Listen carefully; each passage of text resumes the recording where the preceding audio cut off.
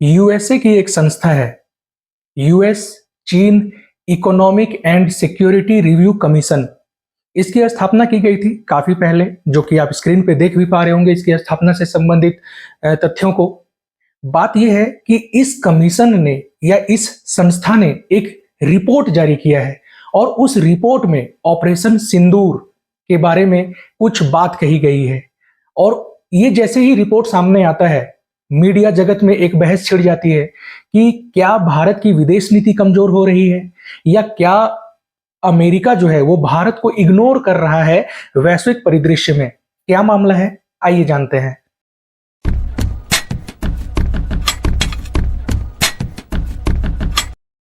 USA की जिस संस्था के बारे में हम बात कर रहे हैं, इसने रिपोर्ट जारी किया है। उस रिपोर्ट में ऑपरेशन सिंदूर के मामले में यह बात कही गई है कि पाकिस्तान को एक बहुत बड़ी सफलता या बहुत बड़ी कामयाबी मिली है सैन्य मामले में भारत के खिलाफ।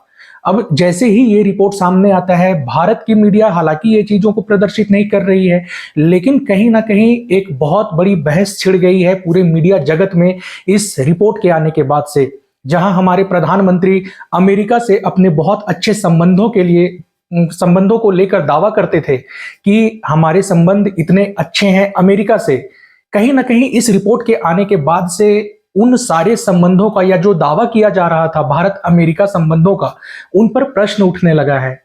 क्या ये रिपोर्ट बिल्कुल सही है या क्या इस रिपोर्ट में कहीं चीन को बढ़ावा दिया जा रहा है या फिर पाकिस्तान को बढ़ावा दिया जा रहा है या फिर वैश्विक परिदृश्य में भारत को नकारने का प्रयास किया जा रहा है। क्योंकि आपको पता होना चाहिए, भारत पूरे विश्व में 5वीं सबसे बड़ी अर्थव्यवस्था बनकर उभरी है और जिस तरीके से भारत की प्रगति चल रही है, बहुत जल्द भारत अन्य मामलों में भी पूरे विश्व को पीछे छोड़ने का मादा रखता है ना।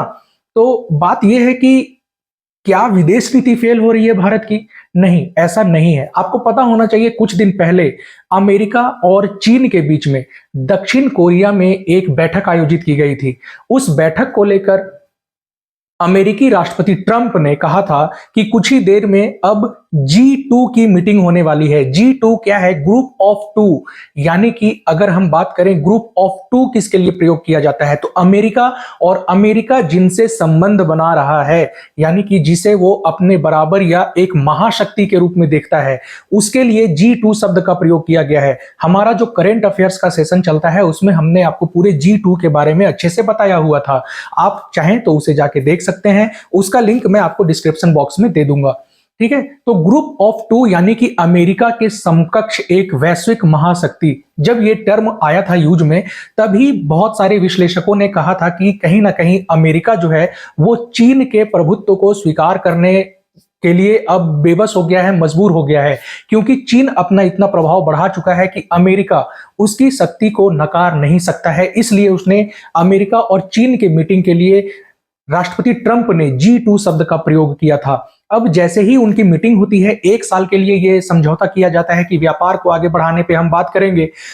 ठीक उसके कुछ दिनों के बाद चीन इंडोनेशिया को अपना फाइटर जेट बेचने के लिए डील करता है। आप देख पा रहे होंगे स्क्रीन पर मैंने लगाया है उस पेपर के कटिंग को, जिसमें वो लगभग 42 फाइटर जेट को बेचेगा इंडोनेशिया को, और ये काफी बड़ी डील है। अब कहीं ना कहीं इंडोनेशिया अगर चीन से इन फाइटर जेट को खरीद रहा है, तो कहीं ना कहीं चीन को सपोर्ट करने के लिए अमेरिकी संस्था के द्वारा ये रिपोर्ट लाई गई है। इसका तात्पर्य सिर्फ ये है कि वो बिजनेस के मामले में चीन को एक पक्ष देना चाहता है या चीन का पक्ष लेना चाहता है। ना तो इसमें अमेरिका के लिए पाकिस्तान के लिए ना इसमें कुछ नहीं है और ना ही इंडिया के लिए है। इंडिया उस रिपोर्ट का बहुत ज्यादा असर पड़ने वाला है नहीं, क्योंकि अमेरिकी संस्था है वो, और अमेरिकी संस्था को पूरा विश्व इतनी सीरियसली ले इंपॉर्टेंट नहीं है। यूनाइटेड नेशन का अगर बात होता है ना, यूनाइटेड नेशन का बात होता, यूएन का बात होता, तो शायद इसे कोई सीरियसली ले भी सकता था, पर ये अमेरिकी संस्था है, उसे कोई बहुत ज्यादा सीरियसली लेगा नहीं। और इस रिपोर्ट के आने के बाद से कहीं भी ऐसा नहीं है कि भारत की विदेश नीति कमजोर हो रही है। 2 बाजारवादी नीति के देश मिले हैं, और जहां पहले अमेरिका पूरे बाजार पर अपना प्रभुत्व कायम करके पूरा लाभ खुद खाना चाहता था। अब वही काम ये दोनों आपस में मिलके कर रहे हैं, ठीक है।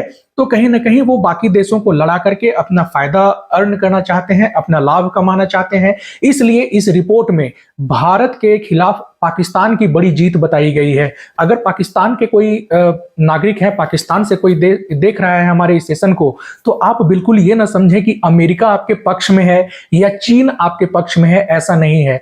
पाकिस्तान का खुद ऐसा हालत नहीं है।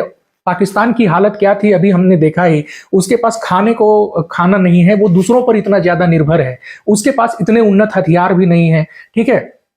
और अगर आपको ये मान के खुश हो जाना है कि आपने इंडिया को हरा दिया है, तो भाई आप खुश होते रहिए। आपके पास और कुछ है नहीं खुश होने के लिए। ना तो आपके पास तकनीक है, ना तो आपके पास और कोई साइंस एंड टेक्नोलॉजी है, कुछ भी नहीं है। यानी कि मैं क्या ही एग्जांपल दूं, कुछ भी नहीं है। आपके पास सिर्फ एक मुद्दा है, कश्मीर। आप प्रोड्यूस कर सकते हैं क्या? सिर्फ आतंकवाद, और कुछ भी नहीं, ठीक है।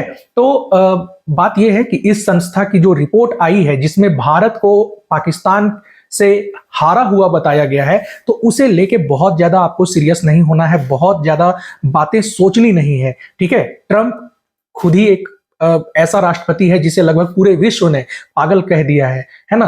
और शी जिनपिंग चीन एक बहुत मजबूत देश है, और चीन कहीं ना कहीं अमेरिका के प्रभुत्व को टक्कर दे रहा है। तो ये रिपोर्ट लाई गई है कुल मिला के बाजार पर अपना कब्जा जमाने के लिए, बाजार में अपने उपकरणों को बेचने के लिए। इसलिए न ही ये भारत की विदेश नीति की हार है, और ना ही भारतीय सेना कभी किसी से हार सकती है। क्योंकि आपको पता है, जब हमारी सेना ऐसे हालात में लड़ रही थी, जब भारत के पास अच्छे उपकरण नहीं थे, तब भी दुश्मनों के दांत खट्टे कर दिए थे हमारी सेना ने, है ना। तो अपनी सेना पे भरोसा बनाए रखिए, अपने देश के नेतृत्व पे भरोसा बनाए रखिए, और ऐसी उलूल जुलूल संस्था के रिपोर्टों को बहुत ज्यादा तवज्जो देने की आवश्यकता नहीं है, ठीक है। Thank you. जय हिंद।